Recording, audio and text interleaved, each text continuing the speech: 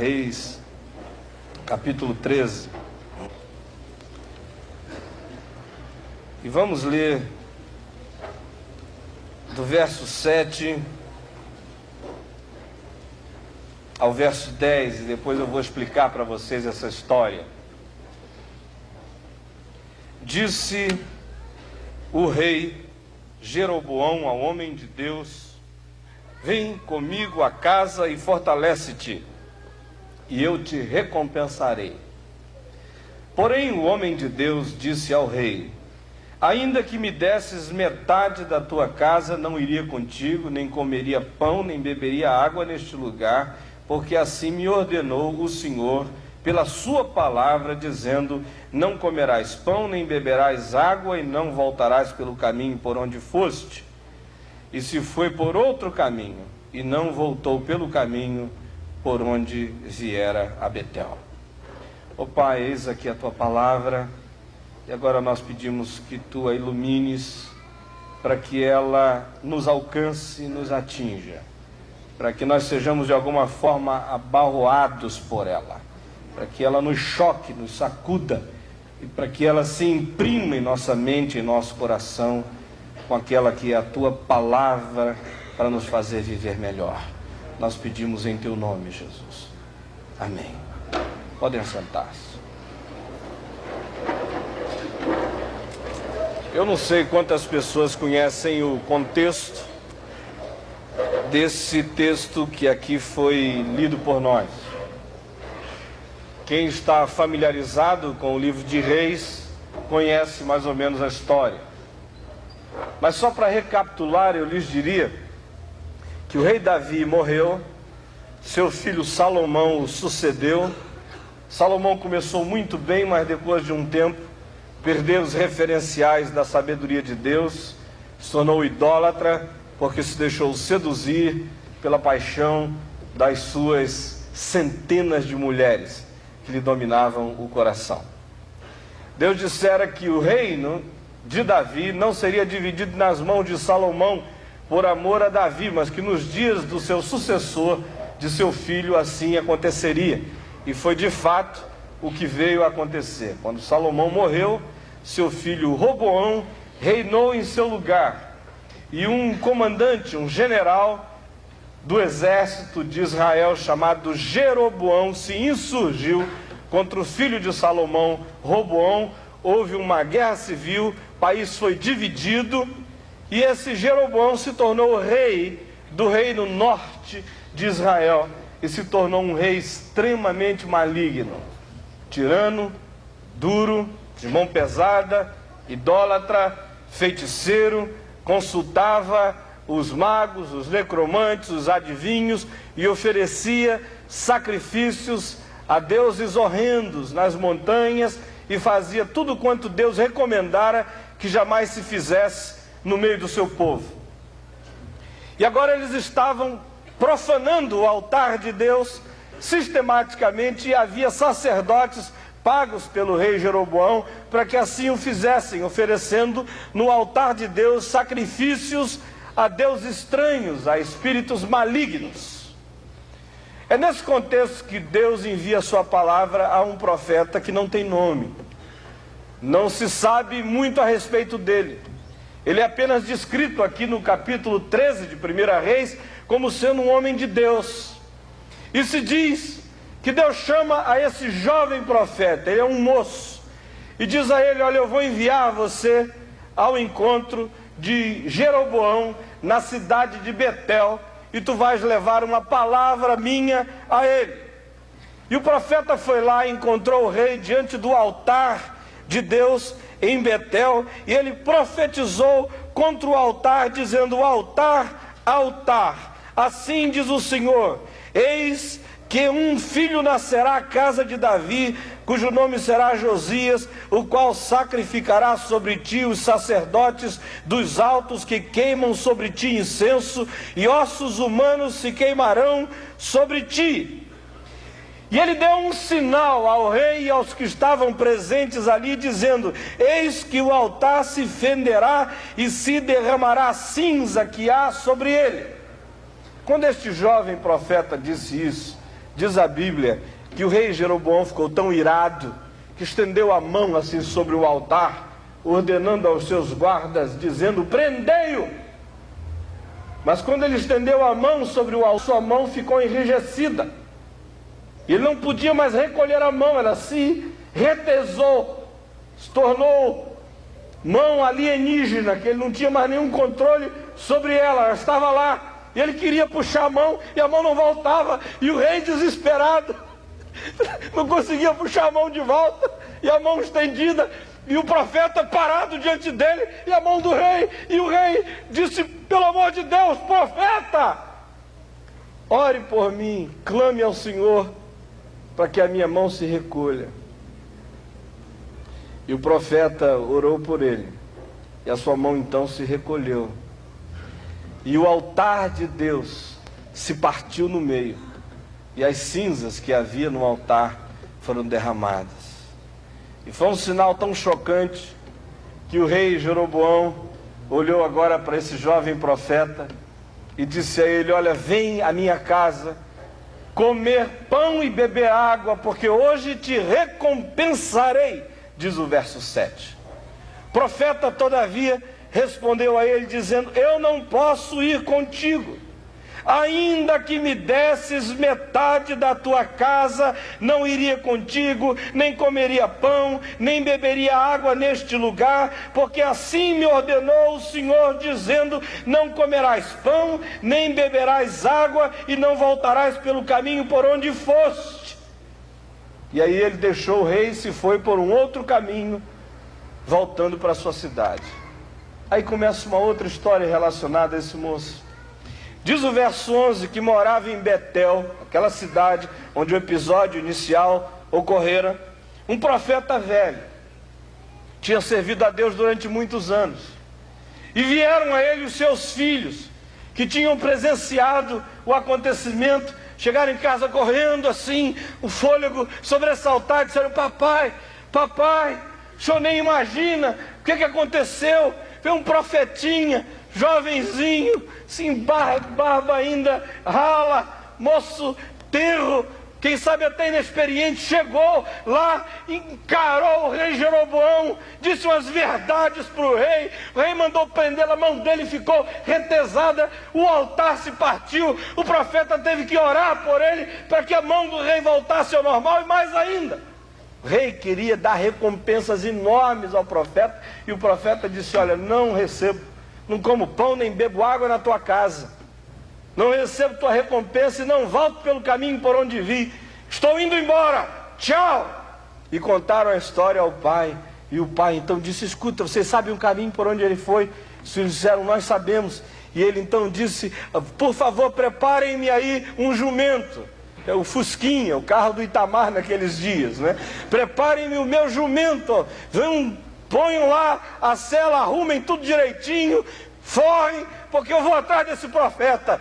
E aí prepararam, ele vem, monta no seu jumentinho e sai correndo o máximo que pode. O jumentinho vai naquele passinho jumentoso na direção do profeta novo, até que ele o acha embaixo de um carvalho. Está ali o moço sentado, quieto. O profeta olha para ele e diz assim: escuta, tu és o homem de Deus que estava em Betel e que falaste uma palavra ao rei. E diz aqui a Bíblia, no verso 14, que o profeta disse: eu mesmo. És tu? Disse: eu mesmo, sou eu, sim, senhor, sou eu. Aí ele disse: olha, entra na minha casa, come pão e bebe água. Aí o profeta novo disse: eu não posso. Interessante, é porque ao rei ele dissera: ainda que me desses tudo, não entraria. Agora ele já está um pouco mais brando, um pouco mais ameno, já relativiza um pouco mais, e diz assim: não posso voltar contigo, nem entrarei contigo, não comerei pão, nem beberei água contigo neste lugar, porque a palavra de Deus para mim disse que assim eu não fizesse. Aí o profeta vira para ele e diz o seguinte: também eu sou profeta como tu, e um anjo me falou por ordem do Senhor, dizendo: faze-o voltar contigo à tua casa, para que coma pão e beba água. E o verso 18 diz: porém mentiu-lhe. O resultado nos é aqui explicitado no verso 19, que diz: então voltou ele e comeu o pão em casa e bebeu água. Quando acabaram de comer, o profeta velho se levanta, tem assim uma crise profética, olha para o garotão e diz o seguinte: porquanto tu não obedeceste a palavra do Senhor, que te ordenara não comesses pão, nem bebesses água neste lugar, tu não cairás, não irás em paz à sepultura dos teus pais. Alguma coisa de Deus acontecerá contigo para te punir. O profeta jovem se levanta, senta no seu jumento, vai para casa. Diz a Bíblia que no meio do caminho um leão sai dos bosques, pula sobre ele e o mata. E ficaram ali os três, profeta morto no meio, o leão e o jumento, ladeando um olhando para o outro. E os transeuntes passaram e chegaram à cidade e disseram ao profeta velho o que havia acontecido. E a Bíblia diz que ele então prepara o seu jumento, vai àquele lugar, percebe que o corpo do profeta jovem não fora despedaçado, coloca-o sobre o seu próprio animal, traz-o de volta à cidade, sepulta aquele moço na sepultura da família que esse profeta velho tinha, e o pranteia grandemente, diz: ó meu irmão, ó meu irmão, ó meu irmão, homem de Deus, ó meu irmão. Agora, essa sem dúvida é uma história estranha, é uma história esquisita, é uma história que deixa a cabeça da gente com alguns nós. A gente fica querendo entender o que há aqui. Há um profeta que mente, há um outro que desobedece, há um que quer enganar, há um outro que parece querer ser enganado. O que engana parece amar aquele que é enganado. Há sentimentos estranhos. Aliás, eu diria a todos os que estão aqui hoje que a história aqui descrita nos mostra com uma força enorme o poder das ambiguidades, das contradições, dos contrastes e das confusões que habitam o coração de qualquer ser humano. Primeiramente, nós somos introduzidos à ambiguidade do profeta jovem, que é profeta, que conhece a Deus, que ouve a voz de Deus, que fala a palavra de Deus, que quer servir a Deus, mas que também quer recompensa humana, também quer reconhecimento humano, também quer ser aplaudido, também quer ser percebido, também quer ser visto, também quer usufruir os benefícios do trabalho que faz. E parece estar profundamente habitado por esse desejo de reconhecimento fortíssimo em sua alma. Interessante que o verso 7 diz que ele escapou da promessa do rei, que disse: entra na minha casa, come comigo, eu te recompensarei. Ele disse não.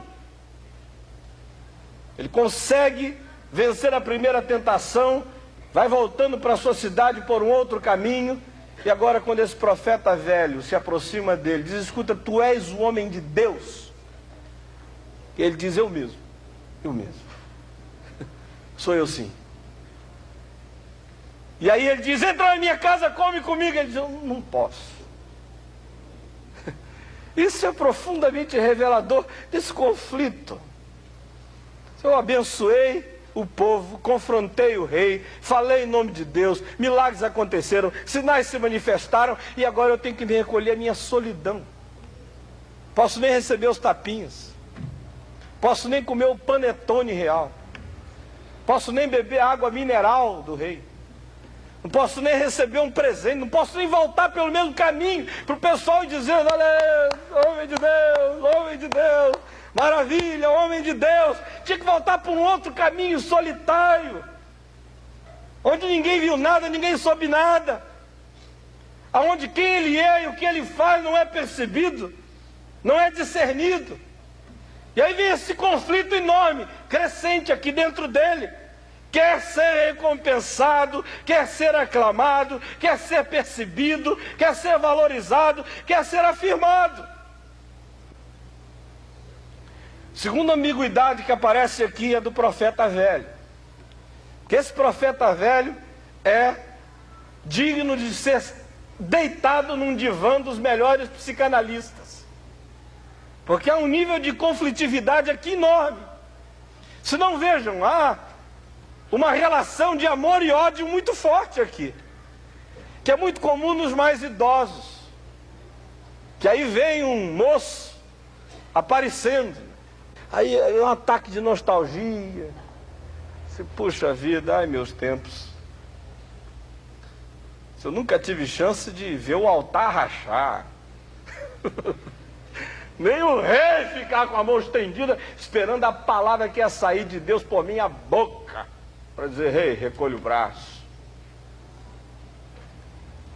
E há um sentimento estranho, porque de um lado ele ama esse moço, ele se projeta no moço, ele diz que moço fantástico, corajoso, audacioso, coração se enche de empolgação a respeito dele, mas de outro lado ele está cheio de inveja, de ciúme. Queria que fosse eu, não sou eu. A tal ponto que ele não administra o que há dentro dele.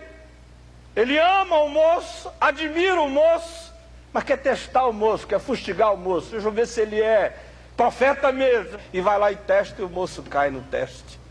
Se arruína. Agora presta atenção, isso não tem a ver apenas com líderes espirituais mais jovens ou mais velhos.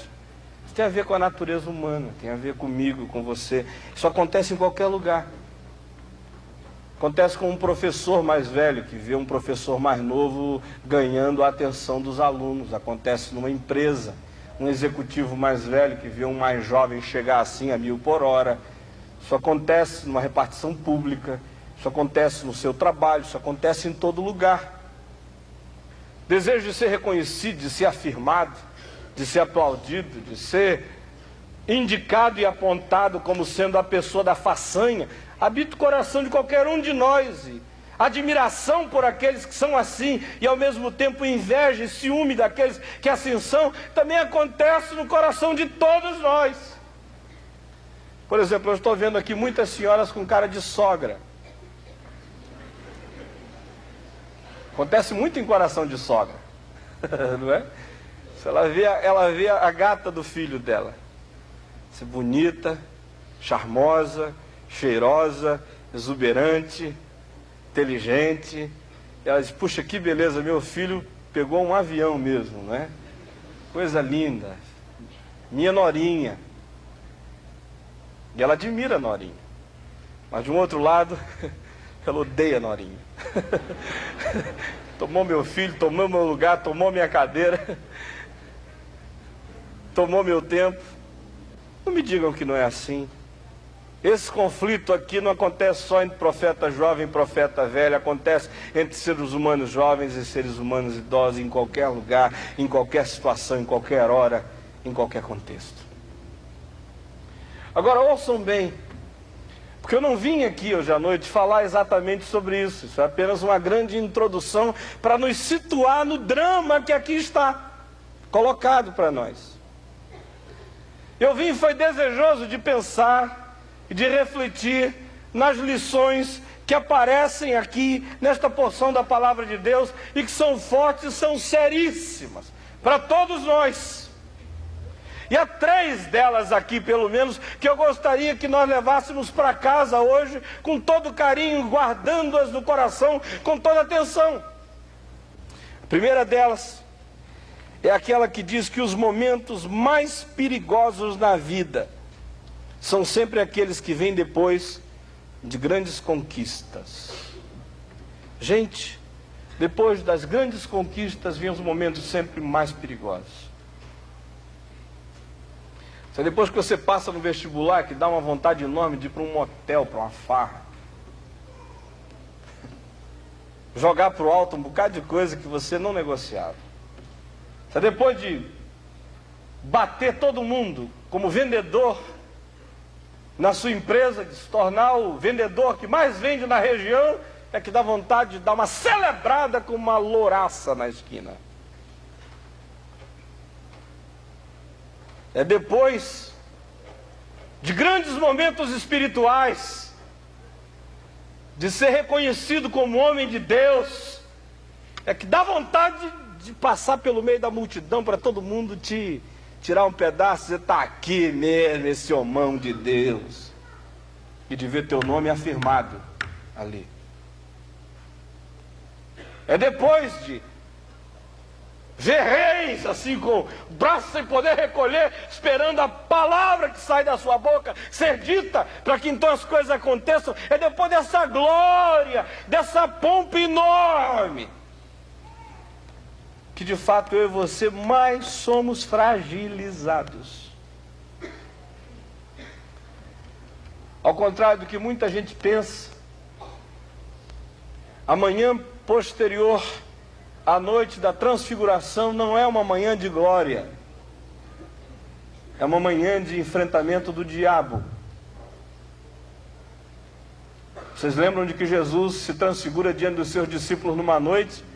No dia seguinte, quando ele desce o monte, ele encontra um possesso, é o diabo renitente, ousado, desejoso de ficar e de barrar-lhe o caminho.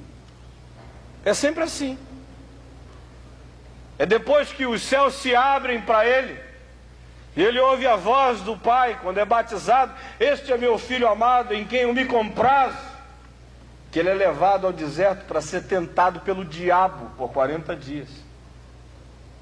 É depois que Elias faz fogo cair do céu sobre o altar e destrói os 400 sacerdotes de Baal e mata os 450 sacerdotes de poste ídolo lá no ribeiro de Quizon, que ele cai numa profunda depressão, numa agonia, num marasmo, numa paragem de alma, num sentimento tremendo de solidão, de que ninguém lhe bateu nas costas, que ele fica sozinho, e a alma se encaramuja, se espreme dentro do próprio ser, e ele quer morrer de deprimido. Cada um experimenta o seu conflito ao seu próprio modo, mas é sempre depois desses momentos de glória que vem os momentos da maior tentação. Você lembra de Pedro? Momento de glória, quando Jesus diz: o que dizem as multidões que eu sou? E todo mundo então elucubra sobre o que a última pesquisa de opinião mostrava a respeito de Jesus. E Jesus então diz: e vocês, o que dizem que eu sou? E Pedro toma a palavra e diz: tu és o Cristo, o Filho do Deus vivente. Jesus olha para ele e diz: bem-aventurado és, Simão Barjonas, porque não foi carne nem sangue quem tu revelou estas coisas, mas meu Pai que está nos céus. Em verdade eu te digo que tu és Pedro, sobre esta pedra eu edificarei a minha igreja, e as portas do inferno não prevalecerão contra ela. Aí o que acontece a seguir?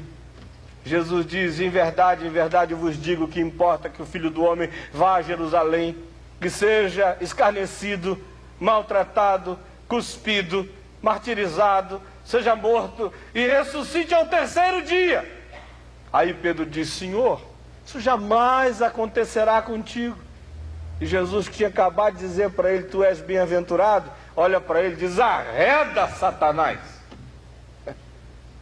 Sabe por quê? Depois de ter uma revelação daquela, Pedro começou a achar que qualquer coisa que saísse de dentro dele era boa. Depois de ter aquele impulso maravilhoso: tu és o Cristo, ele sentiu um outro impulso agora: Senhor, isso não te acontecerá. Só que esse agora não tinha nada a ver com Deus, tinha a ver com o diabo. Depois da glória, você ganha uma confiança enorme, começa a achar que de alguma forma você tem direito à recompensa.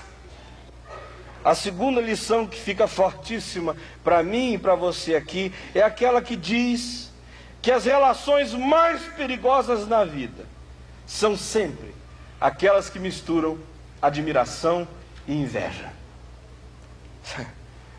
As piores pessoas são aquelas que nos amam com maior passionalidade. Os indivíduos mais perigosos são os discípulos mais fervorosos. De vez em quando eu encontro uma pessoa que diz: olha, eu já li todos os seus livros, eu sei até como é que você pensa, tenho uma capilha de livro teu assim do lado da minha cama. Aí ele começa a falar comigo, eu começo a me ver, ele está me repetindo o tempo todo, ele me repete mais do que eu me repito. Aí o sujeito apaixonado, aí eu começo a ficar com medo, eu digo: ele me mata. Uma hora dessa ele pega um livro desse assim, dá na minha cabeça e me mata. Bom, no dia que eu deixar de ser exatamente o que ele projetou que eu sou, ele me arrebenta. Aí no dia que ele percebe uma outra direção, esse amor e ódio se misturam, admiração e dor, e inveja e passionalidade sobem aí, e ele te arrebenta ali na frente. Se torna o inimigo mais renitente, se torna o que fala mais mal, se torna o mais obstinado, se torna o mais irreconciliável, se torna o mais implacável.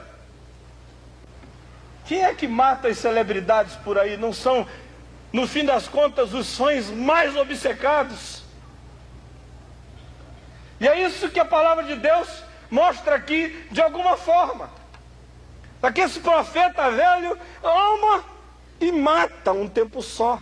Essa coisa estranha, que é a síndrome das sogras, conforme eu falei há pouco. Que às vezes acontece até no coração de pais em relação aos filhos. Acontece todo dia em muitos lugares. Hoje aqui, olha aqui para mim, hoje aqui, nas vidas de dezenas e centenas de vocês, coisas desse tipo estão acontecendo. Acontecendo na sua casa. Às vezes acontece em relação ao irmão mais velho, que está vendo você, que é o irmão mais novo, prosperar, e aí essa coisa toda se embola, ele não sabe se te ama ou se te odeia, se te afaga ou se te mata. Acontece todo dia, toda hora, nos lugares mais diferentes. E essa é uma lição seríssima que a palavra de Deus nos dá. As relações mais perigosas são sempre aquelas que misturam admiração e inveja. Terceira lição que aparece aqui é aquela que diz que as piores tentações são as que usam a palavra de Deus de maneira manipulativa. A pior tentação não é aquela que diz: dá uma saída com a mulher do teu vizinho, porque ela já garantiu que ninguém vai saber. Não é essa. A pior tentação é aquela que diz assim: você já percebeu que Moisés, que era um homem de Deus, que foi quem escreveu os 10 mandamentos, e que via a face do Senhor, na solidão do deserto, pegou uma mulher cusita para ser esposa dele? Ora, se Moisés via a glória de Deus e podia ter uma mulher no deserto de Midian e uma outra no deserto de Parã, isso não era adultério? O que dirá de você, pobre mortal, residente de Niterói?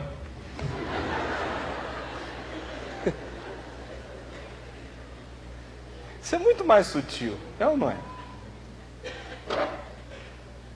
Mas é ou não é? Muito mais do que chegar e dizer assim: mente, mente para te safar. É aquela exegese do texto bíblico que diz assim: olha, você percebeu a quantidade de vezes que Abraão, Isaac e Jacó mentiram e Deus continua abençoando a vida deles? Ou no Velho Testamento, quantas mentiras brancas foram ditas e Deus continua abençoando? Não precisa ser tão radical assim. As tentações mais perigosas são essas, são aquelas que fazem exegese da Bíblia. Exemplo, aquelas 3 do deserto com Jesus. A segunda foi a mais sofisticada de todas, que o bicho é tão descarado, tão sutil e tão malévolo, que apanha Jesus e o leva para o pináculo do templo, abre o Salmo 91, abre o Salmo 91 e diz assim, olha, está escrito, lê aqui, verso 9 em diante, aos seus anjos dará ordens a teu respeito, para que te guardem em todos os teus caminhos. Então pula do templo, por aqui, pula da torre, que está escrito, a palavra do Senhor não falha, a palavra do Senhor é verdadeira, a palavra do Senhor é rema, a palavra do Senhor está dita, reivindica a palavra, determina que assim será, toma posse agora, decreta que os anjos vão vir te pegar e pula. Que coisa bonita. Parece que está cheio de fé isso aqui. Como muita coisa que eu vejo acontecendo hoje em dia em volta de nós.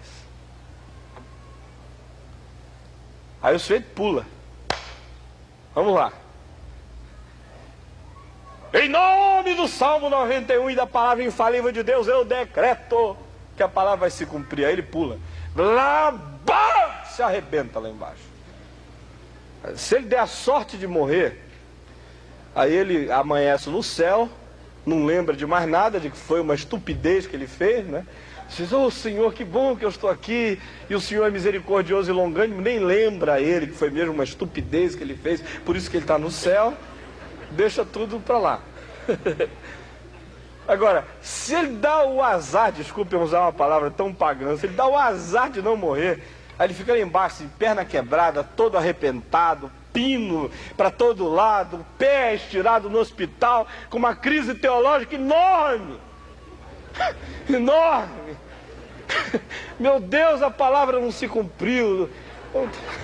Não é a palavra, não é a palavra, perdão, Jesus, sou eu que sou um desgraçado.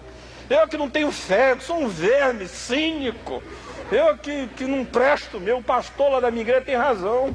Que ele decreta e com ele acontece. Ele diz e faz, mas eu é que não presto. Aí depois diz, não, eu não sou tão ruim assim não, afinal eu pulei. Eu pulei, o que foi? Foi o paraquedas que não abriu? Defeito de fabricação, qual foi o problema? A crise, a angústia acaba no gabinete pastoral de um outro pastor.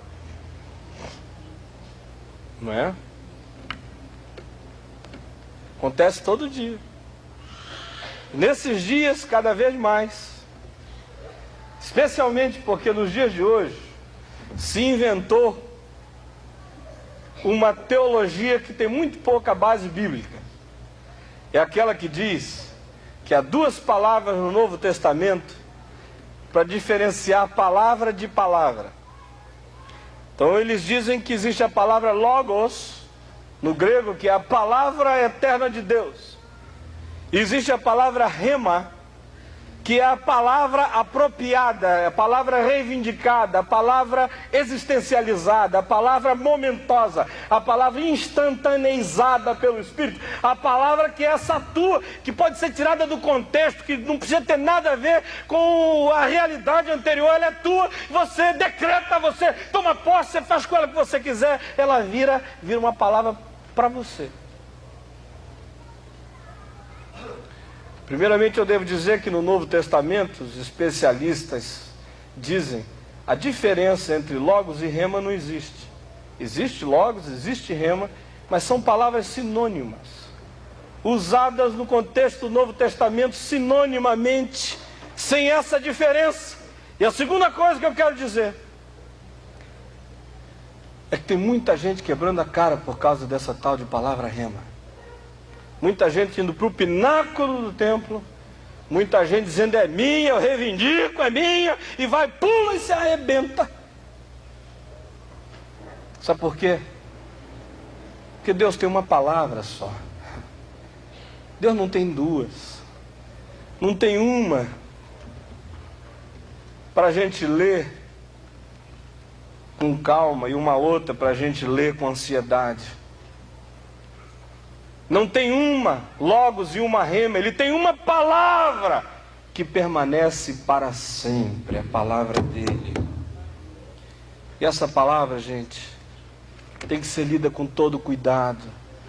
Essa palavra tem que ser estudada com atenção. Essa palavra não é para a gente apanhar um pedacinho aqui, outro pedacinho ali, tentar manipulá-la ao nosso bem e prazer, conforme um momento especial do coração. Essa palavra tem que ser estudada num contexto amplo. Não é ela que se submete ao meu momento, sou eu que me submeto à eternidade dela. Aí Jesus chega, olha para o diabo e diz: arreda-te, Satanás. Gente, é preciso ter um discernimento tremendo para discernir que às vezes a palavra que está sendo ministrada para nós não tem nada a ver com Deus, é uma falsificação, é uma manipulação, é uma ideologização, é uma adequação humana, não tem nada a ver com Deus. Porque a palavra de Deus não manda pular de torres. A palavra de Deus manda andar no chão, com o olho aberto, tentando se desviar das pedras. E quando a gente tropeça numa, ele diz: seus anjos têm ordens a teu respeito, para te protegerem em todos os teus caminhos. Esse caminho de homem é no chão, caminho de homem não é pulando de torre. Tome cuidado, porque frequentemente a palavra de Deus é manipulada. E a lição que a gente aprende é: essas piores tentações são aquelas que nos vêm através do uso manipulativo da palavra de Deus. É o que acontece com esse profeta aqui, que tinha a palavra de Deus. Deus falara e Deus não mudaria, Deus dissera e assim seria. Deus afirmara: vai lá, Betel, profetiza, cumpre minha palavra, não come, não bebe, volta por um outro caminho imediatamente. Ele a princípio faz tudo correto, volta pelo caminho diferente, mas para embaixo de um carvalhal, e aí é alcançado pelo profeta velho, que disse: olha, eu tenho uma outra palavra, palavra rema, uma palavra nova, que cancelou aquela outra, essa é tua. E aí ele esquece da palavra eterna que Deus falou e agarra essa palavra de momento e quebra a cara. Ouçam bem todos vocês que estão aqui, em nome de Jesus, os que estão assistindo pela televisão. Há muita gente se machucando hoje na igreja de Jesus, neste país, porque está pensando que Deus tem uma segunda palavra. Porque está pensando que a palavra de Deus pode ser alterada por uma profecia, por um profeta, por uma segunda revelação, por um momento especial do Espírito. Isso é coisa do diabo. Quero dizer a você: não entre nessa. A palavra que o Senhor falou é esta aqui. Esta é a palavra que o Senhor falou. E esta permanece para sempre. E todas as outras têm que estar debaixo desta. E todas as outras não podem contrariar esta que aqui está dita, em nome de Jesus. Hoje, minha oração por você é no sentido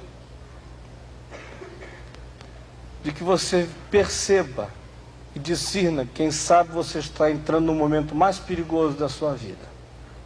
Você acabou de ter conquistas tremendas. Cuidado, o que vem aí é caminho escorregadio. Abra o olho.